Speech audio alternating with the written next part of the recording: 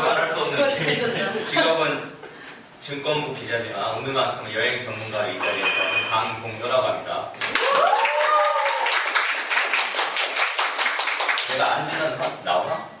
네, 편하게 제가 앉아서 할게요. 그래요? 예. 그래서 회의하는 분위기는 아니니까 여러분들 편하게 그냥 앉아서 들으면 될 것 같아요. 그래서 사실 이거 강연을 하라고 했을 때 첫 마디로 무슨 얘기를 하면 좋을까라는 고민을 많이 했는데요. 이 얘기가 가장 좋을 것 같았어요. 여러분들은 과연 행복하신가요?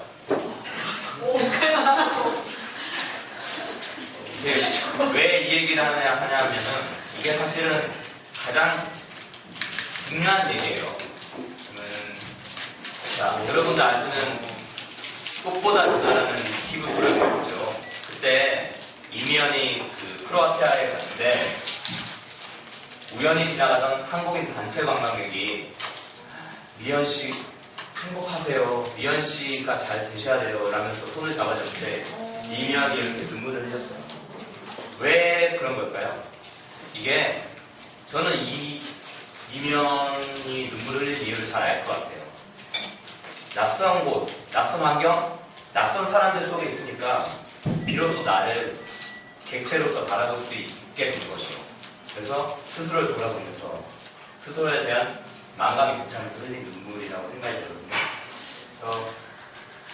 사실 보면 알랭드 보통이 여행의 기술이라는 책을 썼어요. 그래서 제가 오늘 여행에 대해서 어떻게 얘기를 하면 좋을까라고 생각했는데 여행지를 소개하는 거는 사실은 TV 홈쇼핑 금요일 밤에 하면은 무지하게 많이 합니다. 화면도 좋고 정말 이 곳에 어떤 곳이고 다 나와요. 근데 여행에 대해서 여행지보다 여행의 의미와 여행을 왜 해야 되는지에 대한 얘기를 꼭 짚어줘야 될 거라 짚어주는 게 좋겠다는 생각을 했거든요. 뭐 읽어보시면 알다시피 같은 맥락이었어요. 이미연이 왜 눈물을 흘리는 겁니까? 밑에 보면 진정한 자아와 잘 만날 수 있는 건 반드시 집은 아니다.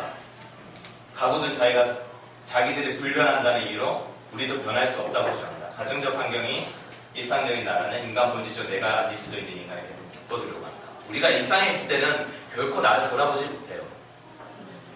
근데 굉장히 쉬운 말인데 번역을 항상 보면 프랑스어 번역 같은 거 보면 꽤 어렵게 많이 하더라고요. 그래서 번역이 될 때까지. 네. 그래서 일단 왜 여행을 해야 되는지 여행의 의미가 뭔지에 대해서 좀 얘기를 해보려고 합니다. 그리고 물론 여러분들이 좋아하는 이제 여행지 소개도 할 거고요.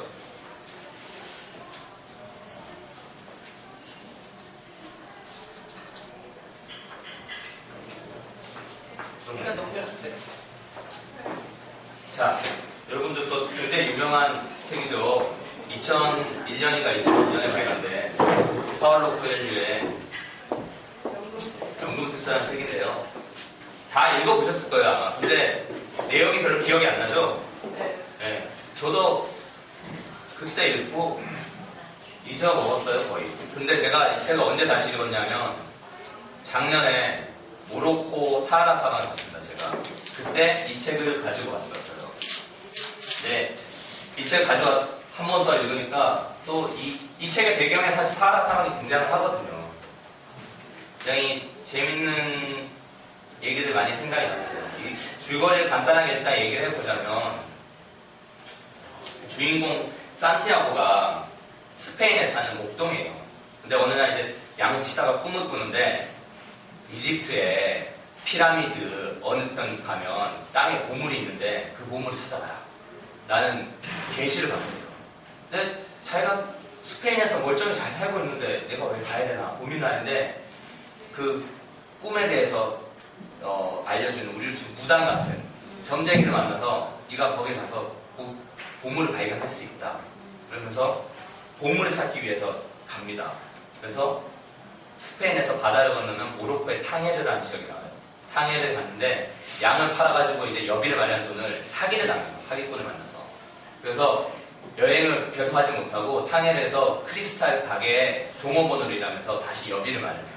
근데 굉장히 상업수완이 좋아서 여비를 하고도 남을 정도, 집을 살 정도의 돈을 마련해요. 그러면은 차라리 그렇게 살아도 되는 거죠. 근데 산티아고는 다시 자기가 안주했던 일상에서 벗어나서 또 무슨 일이 벌어질지 모를 모험을 떠납니다. 그래서 이 얘기들이 일괄적으로 주는 얘기가 있거든요. 이게 뭘 얘기하냐면 현실에 안주하면은 여러분들의 꿈은 이룰 수 없다 라는 얘기를 계속 파울로 코엘료가 하고 있어요. 그래서 그 중에 한 가지 그 인용된 문장이 있는데 사람은 자아의 신화를 위해서 산다. 9999개의 돌을 깨서 다이아몬드를 발견하려던 이 석공이 있었는데 10,000번째 돌을 깨면 다이아몬드를 발견할 수 있는데 9,999개를 깨는 다음에 폭이 난다는 거죠. 아, 이걸 아무리 깨도 안 되는구나. 하지만 간절히 원하면 이루어지고 현실에 안주하면 이룰 수 없다 라는 내용을 얘기를 합니다. 그래서 이 산티아고가 겪어가는 그 깨달음이라는 게 사하라 사막을 건너가고 이집트를 가는 동안에 전부 얻는 경험들이에요. 여행이 바탕이 됐다는 거죠. 다음으로. 자, 이제부터 그러면 여행의 의미에 대해서 제가 설명을 하겠습니다. 여기가 어디냐면 인도 기차역이에요. 제가 인도를 2009년에 갔는데요. 인도는 기본적으로 10시에 출발하는 기차는 10시에 오지 않아요. 10시에 출발하는 기차, 저거 탔다 그러면 그 기차는 7시행 기차예요. 잘못 타는 거예요. 네. 기본적으로는 다 연착이 돼요. 두세 시간 기본이고 8시간, 9시간 연착되는 경우도 있어요. 근데 나는 내가 9시 아침 기차에 타서 인도의 겐지드강에 있는 바라나시라는 도시에 가야 됐어요. 바라나시를 가야 되는데 이 기차가 9시에 온 기차가 아닌 거예요. 아, 이게 왜 기차가 언제 오나 소식도 없고 시계를 1시간 동안 38번을 봤어요. 하지만 여기 앉아있는 사람들, 기차 타는 사람들이에요. 이 사람들은 이렇게 편하게 얘기하면서 시간에 구애받지 않고 왜 기차가 오지 않느냐에 대해서 아무도 불평을 하지 않아요. 그러니까 우리랑 다르게 생각하는 거죠. 그동안 우리는 뭐 때문에 이렇게 조급하게 생각을 했을까? 우리는 왜 이렇게 뭐든 빨리빨리 이루려고 했을까에 대해서 저는 생각을 많이 했었거든요. 그래서 인도의 그 바라나시에서 결국 갔어요. 저는 갔는데 이제 이 바라나시가 그 영화 그 다음에 소설에 굉장히 많이 등장해요. 무한도전에서도 하하가 군입대 가기 전에 이 바라나시를 무한도전 멤버랑 같이 가요. 나는 누구인가를 알기 위해서 간다라는 이유로. 그리고 뮤지컬이면서 영화이기도 하죠. 김종욱 찾기를 보면 이 김종욱도 인도에서 우연히 만난 남자였고요. 여러 가지 작품들의 배경이 되는데 왜 이 바라나시가 자꾸 등장을 할까? 대해서 한번 생각해 봤는데 저는 그걸 가장 많이 잘 표현한 게 바로 이거라고 생각하거든요. 다음 눌러주세요. 겐지스강에서 버터플라이라는 일본 드라마가 있어요. 단막극이에요. 네, 2회로 끝나는데 이 여자가 나카사와 마사미라는 배우고 이게 보면 아니요. 1호로 이렇게 써있어요. 1호 어디? 아니, 이 겐지스강에서 버터플라이요. 여기 버터플라이가 오른쪽 자만. 가만. 쓸데없는 얘기였어요. 넘어가세요. 이 버터플라이가 뭐냐면은 저병이에요, 저병 버터플라이. 저병 이제 겐지스강이 인도 사람들 거기서 물도 마시고 빨래도 하고 수영도 하고 샤워도 하고 게다가 시체를 태워서 내려보내고 이 물에서 물과 함께 모든 걸 같이 해요. 물은 굉장히 더러워요. 흙탕물 같은 그런 물인데 이게 왜 재밌냐면은 이 인도가 보여주는 그 매력을 많이 담고 있거든요. 저희 보면 야스이어라고 하는 거예요. 야스이어가 뭐냐면은 이 공항에 처음 내린 주인공이에요. 싸다는 거예요. 싸요 이렇게 얘기하는 거예요. 싸요. 그래서 딱 싸다고 릭샤를 탔잖아요. 이렇게 사람들이 짠뜩 인도식 문화인 거예요, 이게. 근데 가면 이 드라마가 처음에는 이 인도를 가면서 문화 충격을 굉장히 많이 받아요. 이 여주인공이. 뭐 화장실이라든지 아니면 바퀴벌레 다니는 거 뭐 이런 것도 해서. 하지만 결국 이 사람들이랑 내가 해왔던 방식으로 생각하지 않고 이 사람들 생각으로 들어가니까 인도라는 데서 이 배우가 많은 걸 느끼게 되는 거죠. 그리고 버터플라이를 하는지는 알려드리지 않을게요. 알아서 그 나중에 드라마를 보시면 될 것 같고요. 보면 사실 저도 처음에 인도 갔을 때 참 특이한 나라라는 생각을 많이 했어요. 왜냐하면은 이 도로에 다리 달린 건 다 다녀요. 소, 릭샤, 오토바이, 뭐 트럭, 차, 뭐 하여튼 다리 달린 거는 전부 도로로 다녀요. 그리고 사람들이 쓰레기가 있으면 도로에 버려요. 도로는 뭐 쓰레기장이에요. 소똥도 있고 뭐 먹다가 남은 것도 버리고 다 여기다 버려요. 근데 참 왜 이렇게 살까라고 생각했는데 한편으로는 우리가 그동안 우리가 해왔던 방식으로 세상을 재단하면서 살았던 거 아닌가? 이 사람들이 이렇게 해서 잘 살고 있는데? 라는 생각을 하게 됐거든요. 프랑스에 갔을 때 제가 누가 봐도 외국인이잖아요, 저는. 근데 현지인을 보는 나라도 있어요. 노트르담 성당을 간다고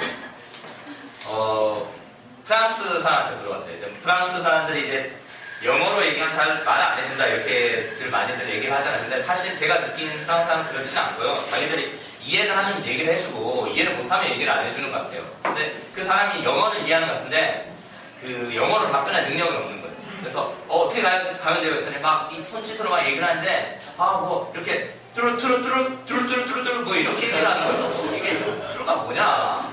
투루에 대해서 이제 그때 일행이 있었는데 우리가 투루에 대해서 이제 의문을 빠진 거죠. 이 투루가 과연 뭘 얘기하는 거냐? 그래가지고 투루? 그랬더니 투루 이러는 거예요. 아 이게 투루가 한 블로그 얘기하는 거였다. 하나 둘 셋 이렇게 해서 투루 준놈 이러는 거예요. 왜 그러냐랬더니 능감을 타야 된다. 프랑스라서 그런지 그래서 투루 얘기하는 것처럼 투루 그래서 한 블록 세 블록 가고 왼쪽으로 세 블록 딱 갔죠. 갔더니 엉뚱한 데 나오더라고요. 그래서 왔는데 이제 숙소 돌아오는 길에 웬 미국인이 나한테 노트르담을 물어보는 거예요. 근데 어떻게 했겠어요? 그랬죠. 자, 그렇고요. 그 다음에 아무튼 이 다른 문화에 대해서 그동안 우리가 익숙하게 생각했던 것과는 다른 문화에 대해서 우리가 느낀다는 게 굉장히 여행의 큰 장점이라고 생각하거든요. 다음, 이건 왜 갑자기 안 될까요, 근데? 자, 그 다음에 이제 바누아투에서 죽을 뻔하다. 이건 사실 제가 간 건 아니고요. 조사연, 이무성이 신혼여행을 바누아투를 갔대요. 네. 바누아투라는 데가 어디냐면은 저기 보이죠. 호주에서 저렇게 가면은 바누아투라는 나라가 있어요. 그래서 계속 가라앉고 있어요. 지구온난화 현상으로. 수면 높이가 높아서. 근데 봐봐요. 이렇게 막 공터에서 정말 이 천하의 자연을 낀 멋진 곳을 보이잖아요. 그래서 노사연, 이무성이 이런 보트 말고 이제 그 모터 달린 보트 타고 가고 있었는데 갑자기 모터가 멈추더래요. 바다 망망대해에서. 어떡하냐 우리 죽었다 그렇게 걱정하고 있는데 그럼 어떡하냐 먼저 하고 이 운전하는 선장이 왜 뭐 이러냐면 아무렇지도 않게 그냥 보면서 그래서 노사연이 막 거의 눈물이 났대요. 내가 이 신혼여행 와서 죽을 뻔했다고. 근데 어떤 일이 보여준지 알아요? 선장이 물로 퍽 뛰어드는 거예요. 그러더니 선장이 물 퍽 뛰어드는데 우리 사람 몸 반밖에 안 나는 거예요. 그래서 줄을 끌고 이렇게 쭉 끌면서 이렇게 가요. 자, 우리가 그동안 얼마나 고정관념에서 빠져 살았다는 거를 보여주는 예라고 생각합니다. 우리가 한국에 있으면서 똑같은 일을 하니까 똑같이 생각하는 거예요. 근데 바다라고 생각하면 다 깊다고 생각하잖아요. 그렇지 않아요. 깊지 않은 바다 굉장히 많습니다. 바누아투라는 나라는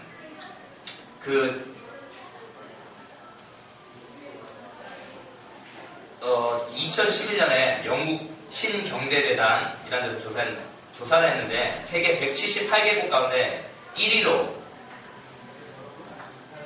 행복지수가 가장 높은 나라였어요.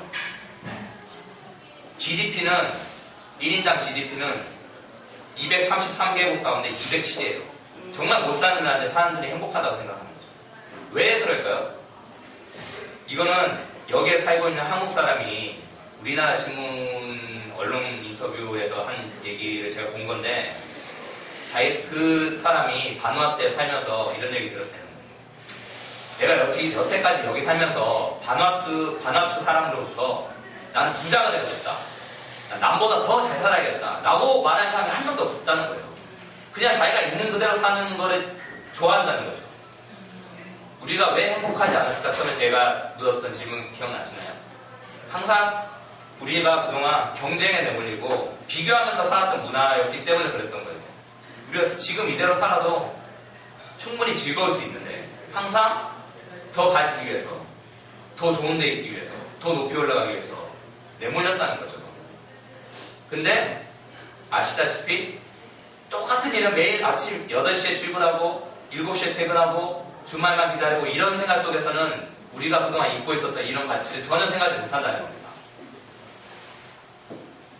우리가 그동안 경쟁에 내몰리고 비교하면서 살았던 문화가 이렇게 급속한 경제 성장에 밑거름이 된 건 사실이에요.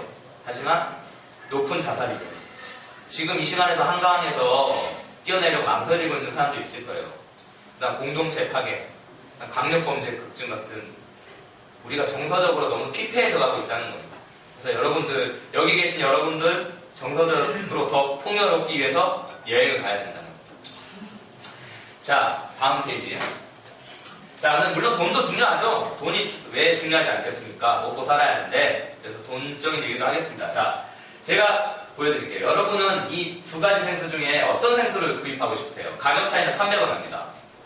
왼쪽 게 300원 더 비싸겠죠, 당연히. 왼쪽 게 더 좋아 보이긴 하네요. 자, 우리나라 사람한테 300원 차인데, 이거 네팔에서 파는 생수거든요? 먹으라 그러면은 10중 8구 이쪽 생수를 겁니다. 왜냐면 깔끔하고 왠지 믿음직스러울 것 같잖아요. 네, 바로 이겁니다. 이 네팔 생수 히말라야 롬탑이라고 되어 있죠. 누가 하는지 알아요? 한국 사람이 사장이에요. 이게 굉장히 아이디어 상품이에요. 사실 물은 똑같아요. 히말라야 그 청정수로 만든 물이에요. 네. 근데 네팔은 이제 트레킹을 많이 가잖아요. 트레킹을 가는데 그 네팔 트레킹을 하면서 사람들이 가장 많이 사는 그리고 가장 필요한 필수 소모품이 물이잖아요.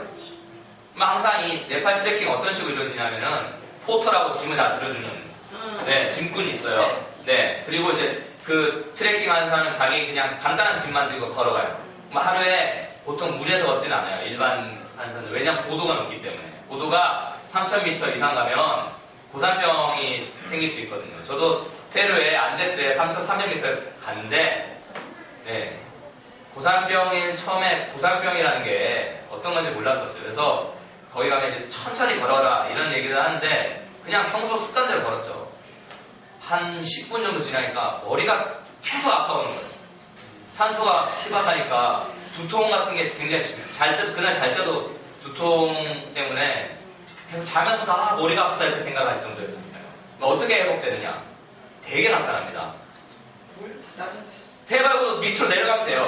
2500m만 내려가도 자연스럽게 회복이 돼요. 어쨌든 그런 이유로 네팔에서 트레킹할 때 굉장히 천천히 그리고 긴 코스로 가지 않아요. 매일매일 한 5시간, 6시간 정도 걸려요. 그래서 마을에서 마을로 걸어서 이제 그 다음 오후에는 좀 쉬고 이런 여정이거든요. 그럼 오후에 쉴 때 사람들이 이제 뭐 책도 읽고 여러 가지 하지만 가장 큰 게 이런 물을 다시 타는 거예요. 물 한 통 다 마셨으니까. 근데 네팔에 트레킹 오는 사람들 대부분 서구 선진국가 아니면 일본, 한국 같은 아시아에서도 좀 그 부유한 국가들에서 많이 옵니다. 그러면 이 사람들에게 300원의 돈의 가격 차이는 큰 의미가 없어요. 이 두 가지 물 중에 이게 극단적으로 많이 팔린다는 거죠. 네. 네. 여러분들이 여행을 가지 않으면 어떻게 이런 돈을 벌 기회가 생길까라는 것도 좀 쉽게 생각나진 않겠죠? 그 다음 페이지에 나는 세계줄 경제를 배웠다는 책이 있어요. 굉장히 이 책도 유명한 책인데 제목 보면 Around the World in 80 Trades라고 있잖아요. 원래 원제 보면 패러디한 거예요. 미국이나 영국은 이런 식으로 많이 써요. 80일간 세계일주가 Around the World in 80 Days잖아요. 80일간의 액티비티가 왜? 그래서 나는 세계적으로 경제를 배웠다라는 제목으로 이제 왔는데 이 친구가 뭐 굉장히 웃긴 친구예요. 영국의 이 애널리스트예요. 증거사 애널리스트. 근데 진짜 자기가 이제 일하면서 배웠던 이제 5천만 원의 자금을 가지고 이제 처음 아프리카 가서 뭐 잠비아를 가서 잠비아 커피가 싸니까 커피를 산 다음에 남아공 가서 팔고 그다음에 이제 수단에서 낙타를 사서 이집트에서 팔고 뭐 이런 식으로 해요. 처음에 좀 됐어요. 그 다음부터 막 돈이 이제 조금 늘어나니까 키르기스탄에서 말을 샀어요. 그래서 중국에서 팔려고. 근데 당시 중국에 말 독감, 우리 조류 독감, 말 독감 때문에 수입이 전면 금지된 거예요. 그래서 거의 무일푼이 된 거예요. 그래서 돈을 다시 벌어야 되니까 일본에 가서 어선을 타고 밤낮 일했는데 사기 당한 거죠. 고작 150엔 벌었습니다. 150엔 얼마예요, 우리 돈으로? 만 원도 안 되는 거죠. 네. 이 친구가 사실은 사업에서 성공했다는 게 아니라 이런 경험을 실물 경제에 돌아가는 경험을 하면서 경제를 익혔다는 거죠. 그게 굉장히 중요한 거예요. 그래서 저도 여행을 하면서 뭐 스페인 민박집, 뭐 일본 이런 데서 사업 기회를 찾기 위해서 오는 한국 젊은이들 많이 봤어요. 그리고 상당히 총명한 기운도 많이 느꼈었어요. 다음 페이지. 자, 여러분들 이 사람 누군지 아세요? 굉장히 유명한 분이에요. 네, 굉장히 유명. 저 황준환 군 누굽니까 이분? 그 회장님. 네. 박현주 리레셋 회장이에요. 박현주 회장이 한 말 중에 읽어보세요. 아까 책을 쓴 그 친구 결과적으로 실패를 했죠. 실패를 했는데 그 실패를 통해서 굉장히 많은 걸 배웠어요. 그 실패가 아마 그 사람을 굉장히 크게 튼튼하게 만들었을 거예요.